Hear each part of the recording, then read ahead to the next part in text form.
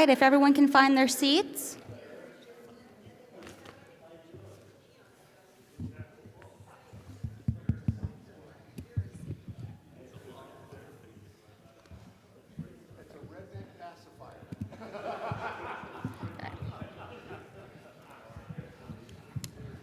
Gonna face this way first. You must be the timer. I see you've got to, can I see it just? Okay. We can make it louder. Well, I just don't want to hear it tonight, that's all, but it probably will happen. It'll probably happen, but I suggested throwing stuff at you, but Dusty kind of put the kibosh on that. So. I would like to thank everyone for coming out to Morgan County. Morgan County Republicans are hosting the House District 63 debate between Representative Richard Holtorf and Jesse Vance. Before we begin this debate, I would just like to go over the rules that we've given to the candidates over 2 weeks ago. No food or drinks can be distributed or brought into the venue per agreement. No signs or posters can be placed inside the building per the venue agreement. If you do place signs outside the building in the grass, we ask you please take them with you at the end. There will not be time before or after the event to have a booth or table, as we've only rented out the venue for the duration of the event, which is 1 hour. Please adhere to the time limits that are set. There will be a cowbell done by Nathan Trout to let you know when your time is up. Please stop whatever you're at when this time cowbell is rung, and he will ring until you are done, until you finish talking. Opening speeches will be 3 minutes, just like the length used in the House committees. Closing speeches will be 1 minute. For general Q&A, where the questions come from pre-created questions, everyone should have seen on the table we had note cards where you could ask questions, hand them to our runners. We have Wes Cable, our Morgan County Secretary, and we have Vivian Lorenzini, our Morgan County Treasurer, who are, just raise your hand, get their attention, and they'll bring the questions up.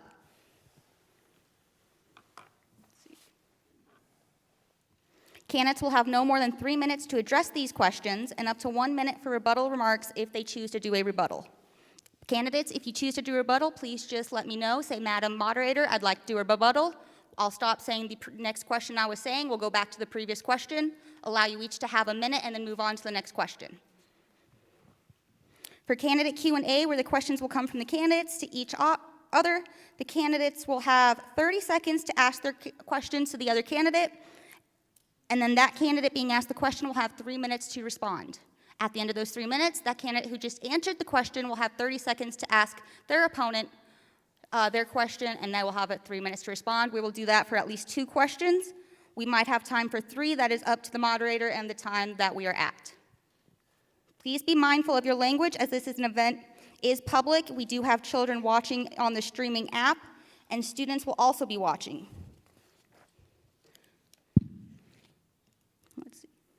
This will be a live recording on our Morgan County, Colorado Republicans Facebook page if you'd like to go back and stream it, or if you have friends who have not been able to make it here, go to our page, share the link, and they can also stream in and watch. We did have a coin toss before this event. Both candidates agreed to the terms of the coin toss. Representative Holtorf won the coin toss and decided to go second throughout the evening, so Jesse Vance will be going first. We will begin with our opening comments from the candidates. Candidates, you have 3 minutes. Jesse Vance, you are beginning. Sure. Thank you. I'm Jesse Vance. I'm running to be your next House District Representative for 63. Been born and raised in Yuma County, Eckley, Colorado. I started my political experiences by starting to go down to my local town board meetings, and that was while I was still in high school. From there, I took the next step forward and ran and became one of the youngest elected as city council members at the age of 22. From there, I also went and ran and became one of the youngest mayors at the age of 26. As mayor, I led the town to work together to solve a water issue that we've been fighting for many years before we had been able to accomplish our sewer project even. I also fought against a town board measure that would be for marijuana, and I got it killed, so that way it would not be devastating to our town, and bring in all the bad that the drugs come with it. I grew up working around agriculture, pushing cattle up the chutes, sitting behind the wheel of a tractor. I currently work in oil and gas. I know what it's like to be out in freezing temperatures to be able to keep everybody's heat on. I also served on the Water Authority Board in Yuma County. I understand the importance and the precious water that we have and what it means to each and every community within the districts and the entire state. I also serve my community by responding to fire calls and medical calls and serving alongside our heroes in blue by being a volunteer firefighter, which I've been a part of since the age of 22. As your next representative, I want to be able to fight for the right of life and to protect the innocent, unborn lives that we see tarnished every day. I also will never waver on the Second Amendment. I'm going to stand up to the wokeness going on in our schools, things like critical race theory, because I care about what your kids are being taught just as well as I do mine. I want to make sure that rural Colorado is here for many generations to come because it's important to each and every one of us. This is home. This is where we belong. This is where we want to stay. And to be able to have that future, we must have somebody that's going to be an effective voice at the state capitol. And I really, really want my kids to have the same sort of things that I was able to have when I was growing up.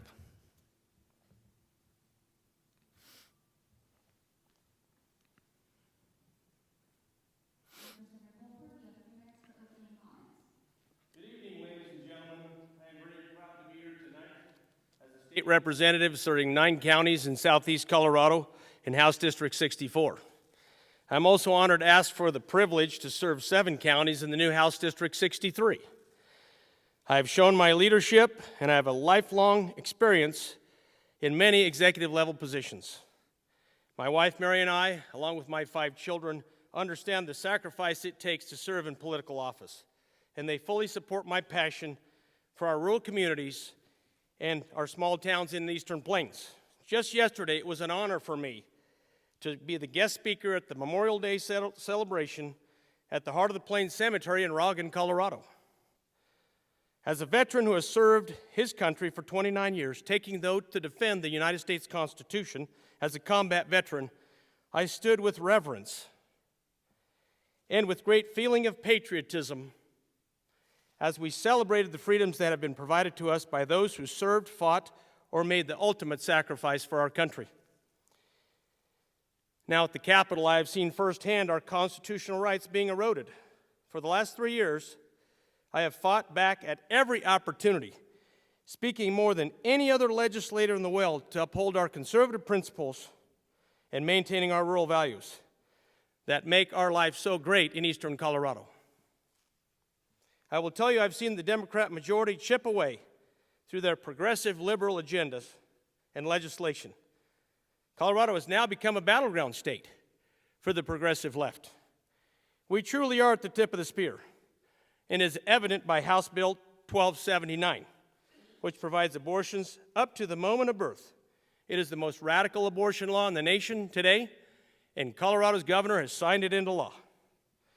There are other radical things that are going on, but the most important issues that northeastern Colorado faces are the future of the availability of agricultural water, the high cost of agricultural inputs, the runaway inflation that every family is facing, and public safety, specifically the protection of our children in our schools. My solution in no way involves the infringement of our Second Amendment rights to this problem, and I would like an audience member to ask me my plan to protect our children in our public, charter, and private schools. I stand before you as a leader who will honorably serve rural Colorado and stand up every day at the state capitol to protect our rural way of life. I'll also protect our water rights, protect rural Colorado against unconstitutional mandates. Thank you. People in the audience, if you have questions, please write them down and pass them to our runners. The first question that we have here today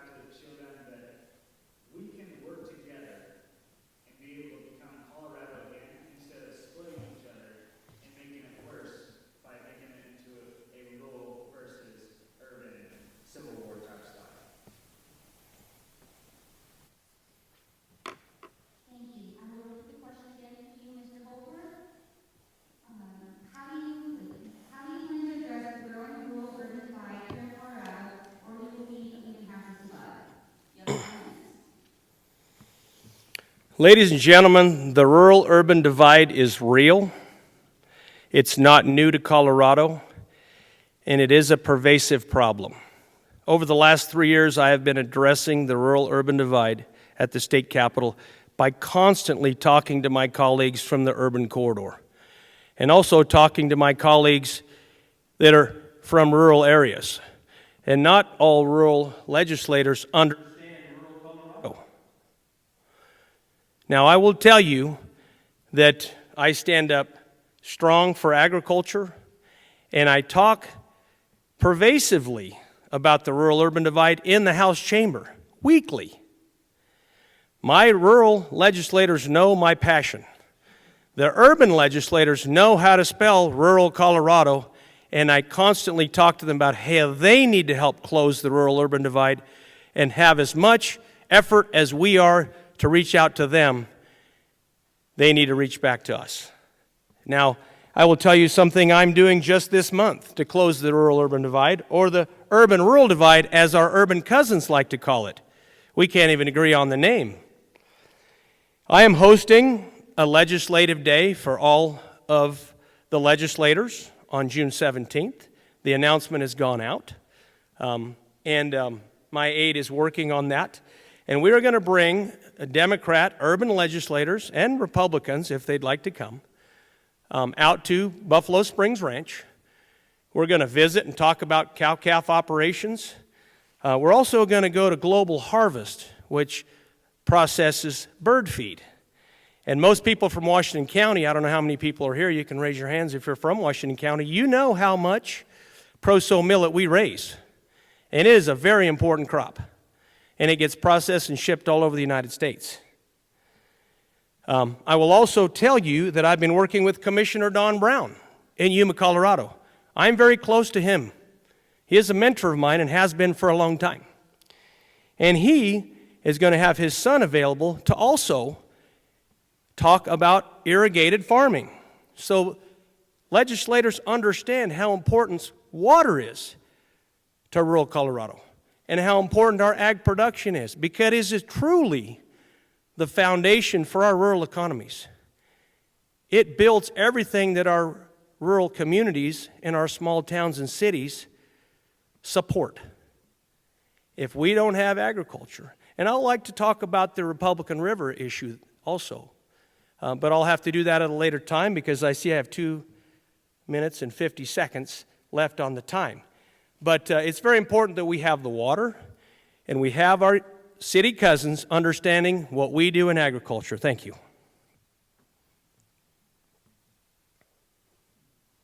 Next question. It appears from the outside our government today has no working relationship amongst the parties and that the overall picture is about the government, not the people. When elected, what will you do to change that narrative? Representative Holford, you have 3 minutes. Thank you, Dusty, for that question. And that's a very important question. You see, a lot of times government, and specifically state government, becomes what I call a self-licking ice cream cone. They want to serve themselves.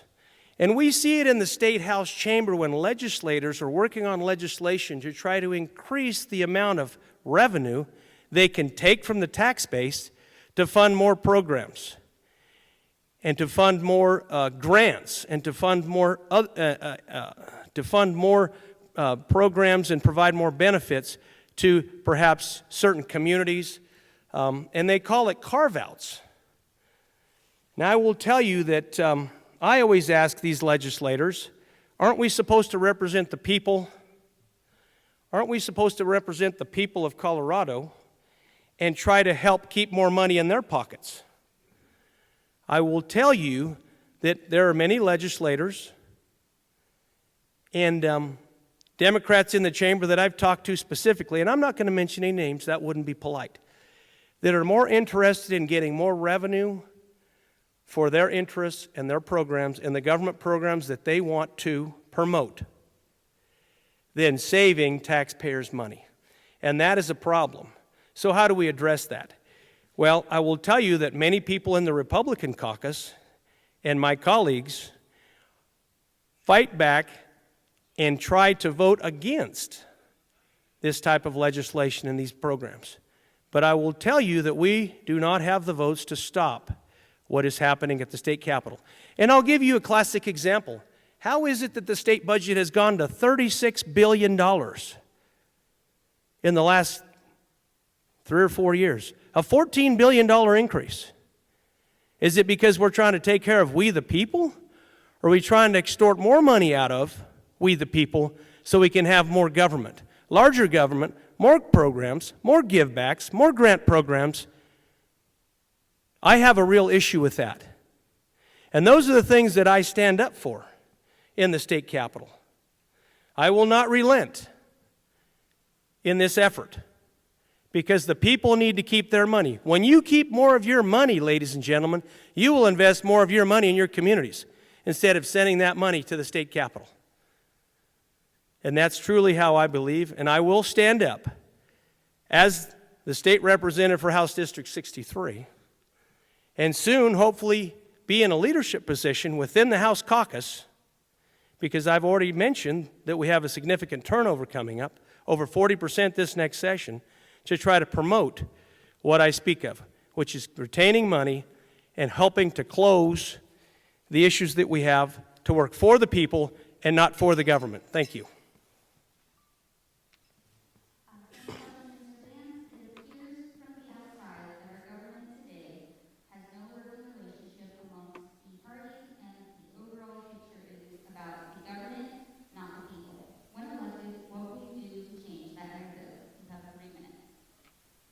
So, thank you. So going through and going out and talking to people, there's been a lot of people that are going, especially with roads. Roads are always getting fixed up on the front range. They're never being fixed out here. We have to be able to go through and allow that to be shown that we're helping the entire state and not just helping a certain area of the state. And that goes through for everybody. It goes from crime when it comes to passing legislation that's going to make drugs legal. That affects everybody in the state. And that's more of your government type funding of program and not helping the people, because more people want to be out working. More people want to have those freedoms. We have to get rid of those regulations to make sure that they're going back to work and not sitting around and getting these handouts. We have to be able to make sure that our spending is on point on things that we actually need, and it's throughout the entire state. And going around and talking to these people, they're saying the exact same things about everything. It comes down to water. I mean, you have plenty of water in certain places, but then there's other places in the state that have really been hurt by the water situation, especially out here in northeast Colorado. We've had a water problem going on, and it just keeps getting worse, and we don't have the legislators up there that are willing to put up a fight, unlike ones that have done it in the Senate. They were able to push through great water bills, but then they die in the House. We have to have strong leadership that can make sure that those types of things get pushed through and get passed to benefit everybody of Colorado and not just have it sit in one certain area.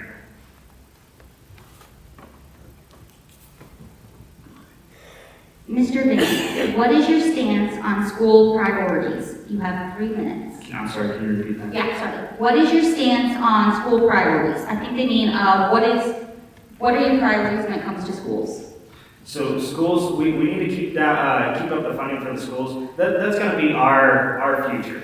We have to make sure that they have the education that they need and not be pushed into an indoctrination as far as critical race theory or sex and gender transfusions. I mean, we have to focus on the things that really matter. And at the same time, we can't be getting caught up in things such as school mascots. As a human Indian, myself, I went through and never had any disrespect towards anything when it came to the Indians. That was always something to be very proud of. And you can ask each and every person that was a part of that school or any other schools, such as Rickery. We were always proud to be the Indians. We need to make sure that we get legislation passed so that funding that was needed to remove those mascots from the state gets put back into those schools so that way we can further our future and our education of our children. Representative Holtor, what is your stance on school priorities, or as I reworded it, what are your priorities when it comes to schools? You have 3 minutes. Thank you, Dusty. And this is a very important issue right now, here today in the United States of America. I will tell you, based on recent events, and you heard me mention it in my opening comments, based on recent events, I think school safety is one of my top priorities.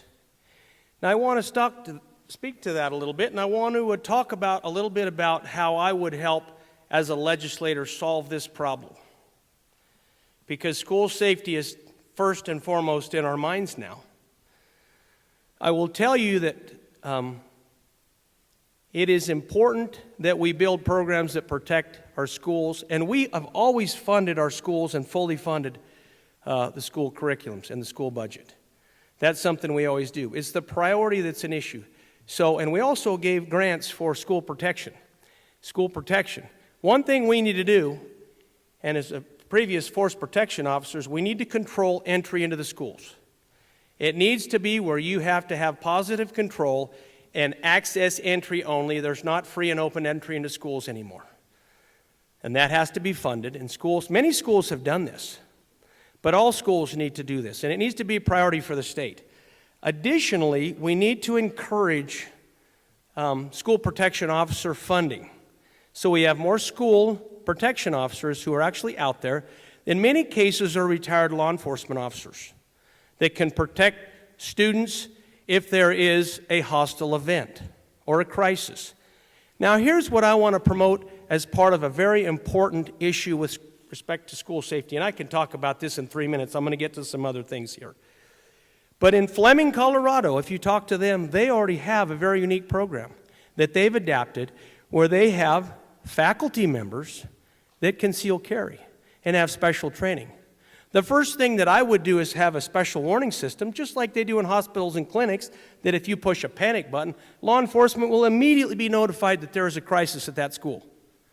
But more importantly, if you don't have school protection officers, you will have a special training program that will allow for administrators, faculty, staff, coaches, and teachers on a volunteer basis who will conceal carry in school. And they will have special training to augment the school protection officers and the law enforcement officers. We know what happened in Texas. 77 minutes before law enforcement, a federal law enforcement officer entered. And I also want to talk about social engineering in schools because I have 20 seconds. Social engineering is not okay. We need to get back to reading, writing, and arithmetic. Focus on technology, STEM, science, and get our kids so they can succeed in life. I'm out of time. Thank you.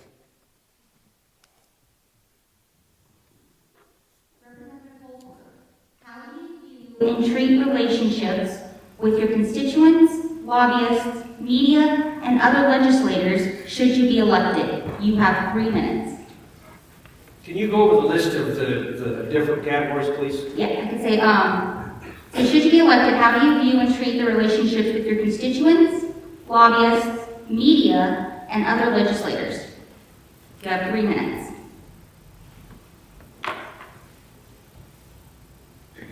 Thank you, Dusty. First of all, I've been in the state capitol for 3 years. And if you talk to people in House District 64, I am always open to every constituent in my district.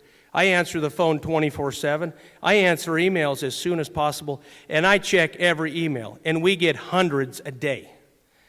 And constituent affairs is my #1 priority because you serve your district. You work for the people. You are the people of House District 63 in Northeast Colorado. You are my employer. You come first. Now I'm going to jump around a bit. I'm going to talk about lobbyists last. The media. If you go to Colorado Politics, there was an article written about me by Mary Ann Goodland, the senior staff writer for Colorado Politics. You might want to go look at it. Oh, by the way, it's on my website, holtor4colorado.com. I had my webmaster post it today. You will learn about who Richard Holtorf is as a state legislator. Additionally, you're not going to get a fair shake as a Republican, and my opponent needs to know this, from the liberal media. It isn't coming. If you think you're going to get it, you're a darn fool. Now, I've met with media. I've been interviewed by media. Fox 31. I've talked to media. I've had media chase me around the Capitol when I said I wouldn't talk to them. I will tell you, sometimes you need to talk to them. I've even talked to the media in Spanish. How many of you know that? Because I'm fluent in Spanish. Telemundo, si quieres saber. So I'm very familiar with how to use the media and how to talk to the media.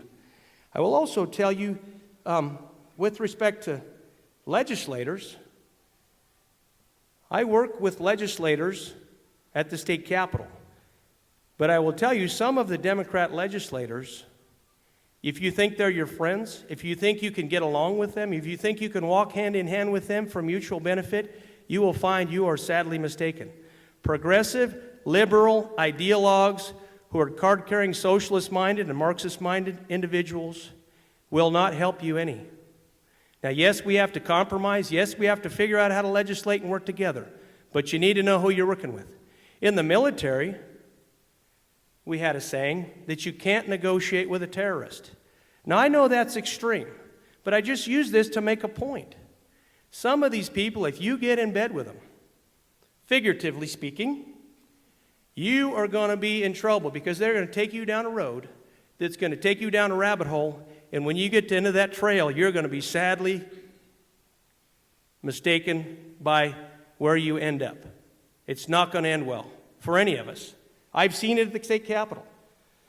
I want to talk a little about, not much time, I want to talk about the lobby corps. It's important to work with the lobby corps, their institutional knowledge at the Capitol. But I will also tell you, they're special interests, and they are not looking out for we the people. Time's up. Thank you. Thank you. Mr. Vance, should you be elected, how do you view and treat relationships with your constituents, lobbyists, media, and other legislators? You have 3 minutes. Thank you. So with constituents and all of you that will be electing one of us at the end of the day, I've been out talking to each and every one of you. If you have my palm card, if you don't have my palm card, it's on my Facebook page. You can get a hold of me by my personal cell. I'm giving it out. It'll be the exact same personal cell number that I will take up to the state legislature, because who am I serving when I go up there? It will be each and every single one of you, not myself. So I make it easy for you to be able to get a hold of me, and the same reason why I'm out there talking to each and every one of you. If you're going to represent an area, especially a district this big, 7 counties, I've been to all 7. I've talked to people in each and every one of those counties. How else are you going to figure out the issues that are going on with each and every one of you? Somebody must be willing to go out and talk to people that they're going to be representing. When it comes to legislators, I'm going to not be offensive to begin with. That's key. You have to work with those people day in and day out. You can't go up there and call them names, racial slurs such as buckwheat. You cannot go through and tell somebody that lost their child in the Aurora theater shooting that they should just get over their son's death. That is not okay on any stretch of the imagination.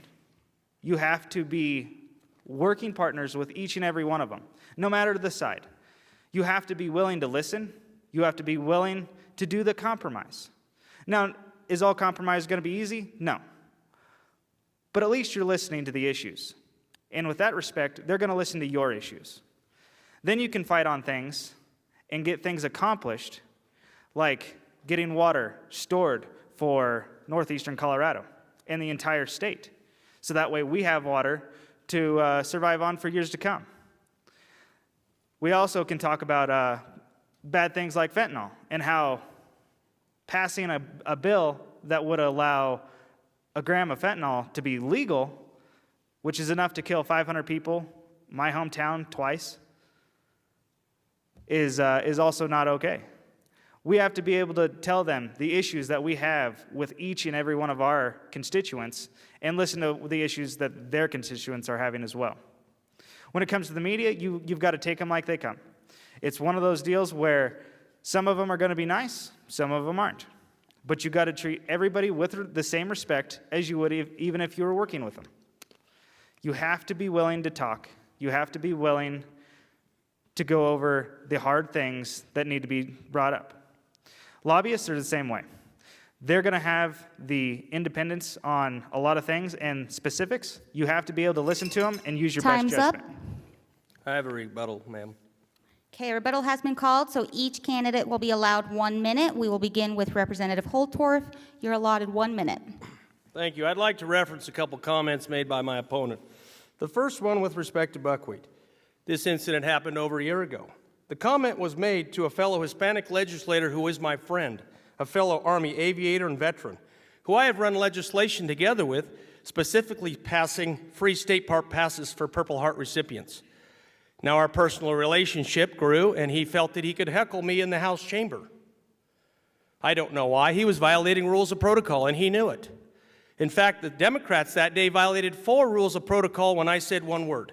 And the Speaker of the House had to admit that when we were in conference. So I will tell you that our close relationship may have given him the perception that he could heckle me in the second row of the House chamber.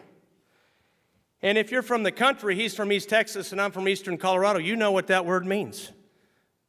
It's a term of endearment. Now I'd like to talk about Tom Sullivan. The comments I made to him were made out of sympathy as a combat veteran. I've seen loss firsthand. Time's up. Thank you. Mr. Vance, you're allotted 1 minute for rebuttal.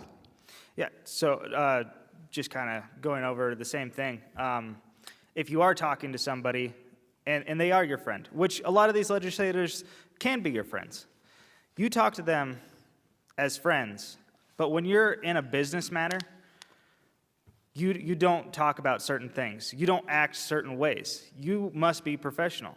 You're up there representing all of Colorado, not to have a good old boy's time and make comments. And especially, this isn't the first time. It's happened at other schools too, where things have been singled out and made one little girl, for instance, uncomfortable and made her cry about a racial slur that was made kind of towards her direction. We must always keep everything with respect and do everything like we would and treat each and every person the way we would want to be treated. Okay, this wraps up our open Q&A portion. We will now move into the candidate Q&A portion. To reiterate, we will say candidate A will have 30 seconds to ask candidate B a question. Candidate B will have 3 minutes to answer the question. And then candidate B will then have a turn to ask candidate A a question with the same time frame. 30 seconds to ask the question, and then candidate B would have 3 minutes to answer. Does this make sense? Yep. Okay. We will begin per the coin toss. Mr. Vance, you get to begin with the first question. Absolutely. Representative Holtorf, can you explain to me why you voted yes to decriminalize fentanyl enough to kill 500 people? That's double my hometown, and make it okay for that to be on the streets?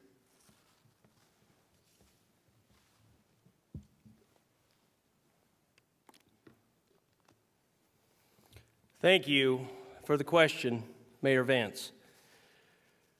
That was a very difficult debate that we had the last day of session, and my good friend, Representative Mike Lynch, was a prime sponsor on that bill. We were looking for solutions. If I would have voted no on that bill, as some people did, then today Colorado would still have 4 grams of fentanyl on the streets as a misdemeanor that could kill over 2,000 people, not 500 to 700 people. We talk about compromise. We talk about trying to improve our situation. In 2019, we know that was a horrible bill. Representative Sandridge and Representative Herod, a Republican and a Democrat, prime sponsored a bill at a time when fentanyl was not streaming across our borders. It was actually FDA-controlled fentanyl. Now we have fentanyl streaming across our borders because we have an open border policy promoted by the Biden administration. And it is allowing for unregulated fentanyl to come into this country, and it is hot, and it is cooked in labs south of the Rio Grande, and it kills. Now, my good friend Mike Lynch struggled with that, but the compromise was it's better to have in the amendment 1 gram of fentanyl as the new standard than 4 grams of fentanyl, which was the existing standard. At least we had some incremental improvement. And also there was $30 million that was provided, Mayor Vance, to help with recovery, to try to help those that are addicted. That was the compromise that we made in the wee hours, oh, by the way, of a long 18-hour to 20-hour day. Now, there was nothing more controversial than the fentanyl bill, and I wanted 0-0. I lobbied for 0-0, Mayor Vance, but we could not get it. And I was not going to be able to live with myself if I let 4 grams continue to go out on the street to kill more and more young people. Now, my good friend and colleague, Mike Lynch, has teenage kids in Larimer County. And we've had talks about this. He is scared to death that his kids will go out, and they're in high school, and do something foolish and end up in a morgue. And so many families have this concern. So this is an incremental solution, and next year I will come back and promote 0-0 fentanyl under new legislation. Thank you. Representative Holtorf, it is your question. Thank you, Dusty. I'm running my campaign in 2020 for House District 63 without taking 1 nickel from registered or unregistered lobbyists or special interests because of the impact that that could have on decisions that are made in the state capitol by the strong and pervasive influence of lobbyists. The question I have, I've made this commitment. Would you make this same commitment that I have made to not take money from lobbyists and special interests? 30 seconds is up, so the question would be if you will make the same commitment to not take money from lobbyists. You have 3 minutes. Right. So I wasn't able to be fortunate enough to have a $1 million cattle business just given to me. I do work a normal job that requires time and effort from myself, and then I go out and I have to campaign. I have funding from groups already, things like Colorado Chamber of Commerce, after they've endorsed me, for businesses all throughout the state of Colorado. I also have the endorsement from the home builders, which these are all people that have worked with Representative Holtorf and decided to go away from there because of the fact that things are not getting done. They need somebody that can be effective at the Capitol and allow things to be said and done to be able to get bills through or killed, depending on what's best for Colorado. And that's not saying that just because they give you money doesn't mean that you're going to vote their way the entire time. You are going and getting their opinion and going with your judgment for what's best going to go through with your district and the entire state of Colorado. Ma'am, I'd like a rebuttal. There is no rebuttal in the candidate Q&A. We will be going into the second round of questions. Mr. Vance, it is your second question. Second question. Yes. My turn or his turn? His turn. No, you start. You're right. No, because you asked. I am sorry. Yes. Sorry, you are right, Representative Holtorf. You get to begin the second round. How much time do I have? 30 seconds. 30 seconds. Thank you. Since you've been the mayor of Eckley, Mayor Vance, the population has grown by 1.5%. Yet the cash inflows and revenue to the town treasury has increased by 14 to 16%. It is believed that is a tax increase. Can you explain this? As I have talked to some Eckley citizens that are concerned about the rising costs of living and inflation even in little old Eckley, Colorado. Yeah, absolutely. Thank you, Representative. So in my small town, there was no sales tax. There was the only business in town that came to the board, and they wanted to put a sales tax for Eckley, which we've never had. So what had happened was we asked them to tell us their side of it. We went through and we put it on a ballot measure. The citizens of Eckley decided, and they voted to have a city sales tax for Eckley. The board has never decided any money that would be coming from the citizens as far as taxing to be able to fund anything. This was because the voters knew they had to have something because we needed strong leadership in the Capitol, which had failed, and we are losing our oil and gas severance that keeps a lot of these small towns afloat, especially in Morgan County. You guys have a ton of things that have to do with severance tax. The money brought in by that has gone down tremendously. You've got to figure out ways to do it. The citizens of Eckley decided that they wanted to go through, they wanted a town ballot measure, they voted on it, they got their sales tax that they wanted, so that way we could continue to fund Eckley and keep our small town what it is and to grow from here till now. Mr. Vance, your second question. Yes. You have 30 seconds. Thank you, Moderator. Representative Holtorf, when you have a water bill is extremely important to the entire state, as Representative Sonnenberg's that passed 35-0, 100% support in the Senate. How were you able not to get that passed or even get it to the House floor? You had it die in committee with only 2 votes, not even 100% Republican support. Thank you, Mayor Vance. I will tell you that there are some things that you may not be aware of in the state capitol, and allow me to explain.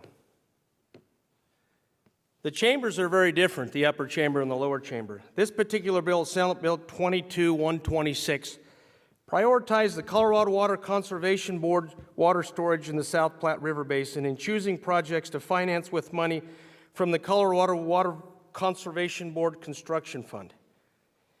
Now, in the Ag House Committee, you've got to understand, Representative Perry Will represents the Yampa Valley, the Yampa River. You've got to understand that Don Valdez represents the Rio Grande River and their basin. Can they sit there and represent their districts and say that they're going to vote for a priority for another river basin? Allow me to continue. The Colorado River also had 2 other members, Democrats, Dylan Roberts, that said, I absolutely cannot vote for something that's going to hurt my basin.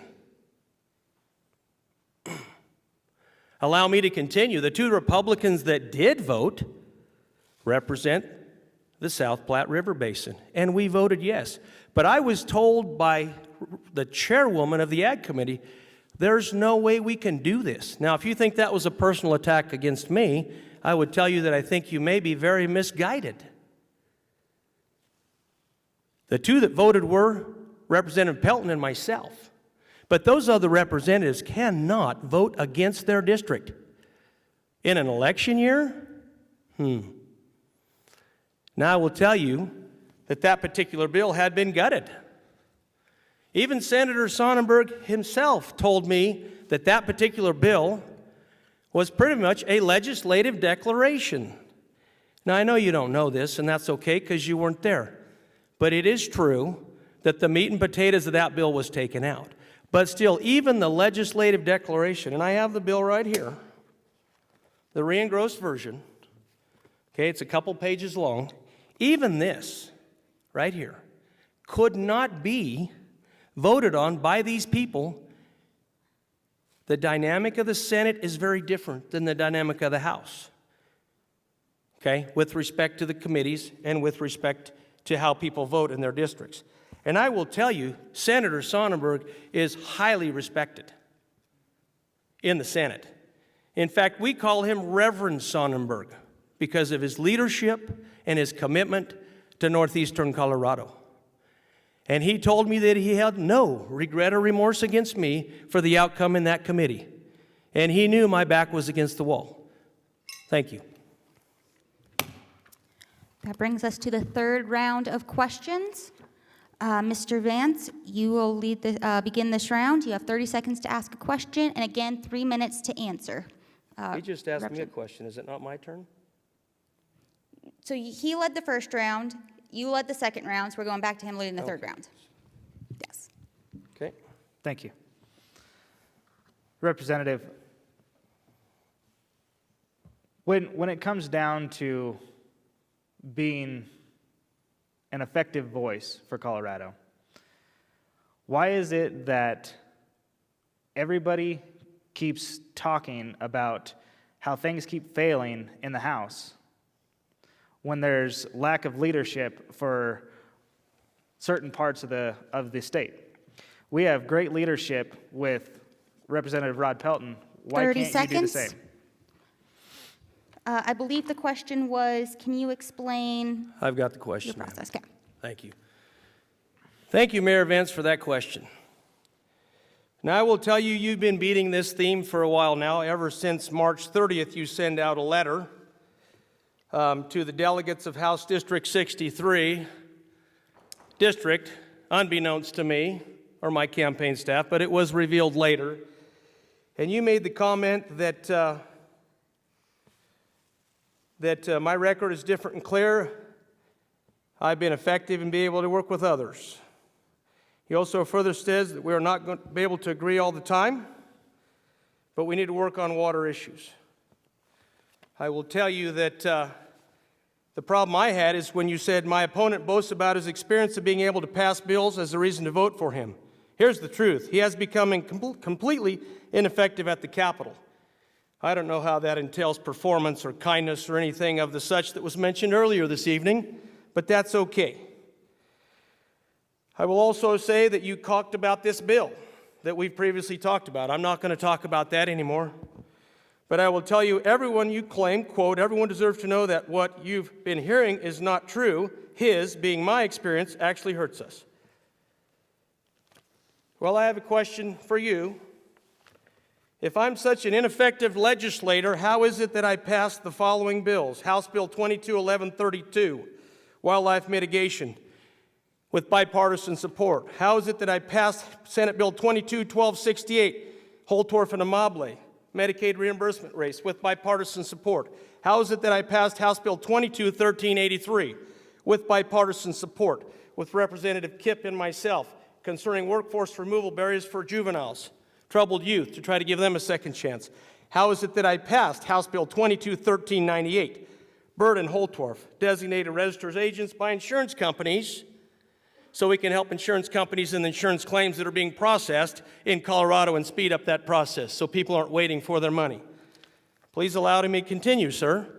How is it that I passed Senate Bill 22118, concerning the encouragement of the use of geothermal energy, with Representative Don Valdez, my good friend from La Jara, Colorado, and another fellow Hispanic? Please allow me to continue. I passed 2 House joint resolutions this session. I think we're on to 6 now. House Joint Resolution 221019, concerning the designation of a portion of Colorado State Highway 85 as the Private Joe Martinez Memorial Highway. A fellow Hispanic was the first Congressional Medal Honor winner in World War II. As a fellow Hispanic, I will tell you that's amazing and it's long overdue. And finally, there's one other one, Senate Joint Resolution 22008, which also my good friend Senator Sonnenberg was a prime sponsor of in the House. I'd call that legislative success. Time. All right, Representative Holtorf, it's your turn to ask the question for this round 3. Thank you very much, Dusty, and thank you for the audience this evening. I would like to say we talk about professionalism, we talk about wanting to work with people, we talk about kindness. I have never said anything disparaging about you. I only speak of myself. I don't know what you talk about when you say $1 million ranch. I'd like for you to explain yourself of how you're going to show professionalism and kindness when even on this stage you're making salacious comments, you're throwing words at me that are not kind or professional, and asking me to react to them.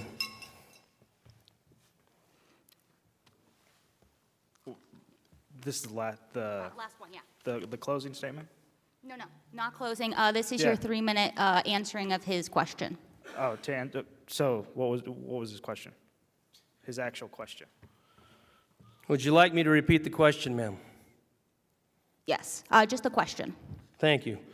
My question is, how is it that you promote and report to have professionalism and kindness in working with others, and how are you going to do that when here in this floor you make salacious comments, you cast aspersions Just the question.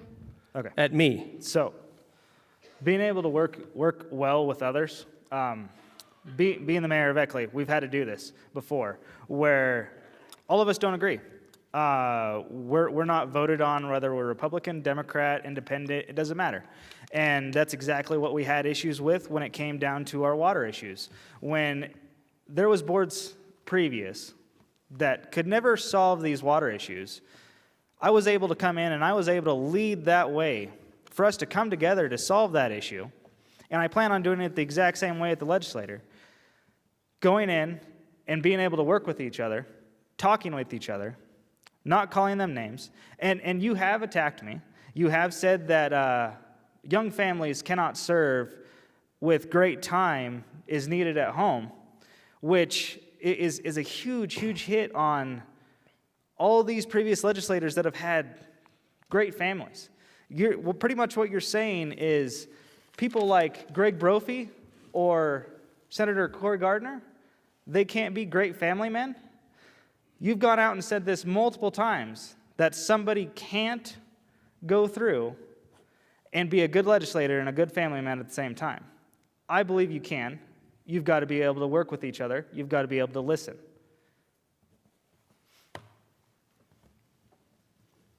Okay, and that concludes the candidate Q&A portion. We will now move into the closing statements. Once again, you are allotted 1 minute for your closing statement. Per the coin toss, Mr. Vance, you have 1 minute. Thank you. And thank you all for either tuning in on Facebook, watching this later. Thank you for everybody in the crowd. You know, you guys are the ones that are going to have to decide at the end of the day. Are you going to want somebody that's going to be effective at the Capitol? Somebody that can get things done and be that leader like we've always had in the Northeast corner. People like Jerry Sonnenberg, Greg Brophy, Cory Gardner. We have plenty of people that have done this before. Our current representative, Rod Pelton, perfect example. We must elect somebody that will be effective at the Capitol and not go in and make claims and make people feel uncomfortable so they have to be silenced on the floor of the House because they've said something rude or offensive. You have to be that legislator that can do that and represent your people to the best of their ability. I appreciate it, and I hope I've earned each and every one of your support. Time. Representative Holtorf, you have 1 minute. Thank you, Dusty, and thank you for the privilege to be here in Morgan County to speak with all of you and to those across Northeast Colorado who are listening on Facebook. It has been a pleasure to speak about the key issues and explain why I am your choice in this primary race. As an effective legislator, passing 5 bills and 2 joint resolutions this year and 1 tribute to Captain Darcy Stallings in Yuma, Colorado. I'm a man of integrity, courage, leadership. I will not back down to progressive liberals who will stand up. I will stand up for your constitutional rights. I will not compromise. I will not compromise to special interests and lobbyists to try to influence and shape the future of Colorado the way that supports big money, elitists, and special interests. If you want to know more about me, go to my Facebook, Rep. Richard Holtorf, my website, Holtorf for Colorado, or read about me in this featured article by Marianne Goodland, the senior staff writer for the Colorado Politics. You will get to know who is Representative Richard Time. Holtorf. Thank you. Can everyone in attendance please join me in thanking both candidates for their time this evening?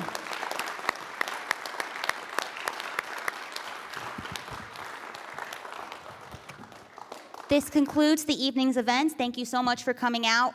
While you're making your way out, please make sure you bring all of your items with you. Please disregard any trash that you had in the containers outside, and please drive safe this evening. Thank you.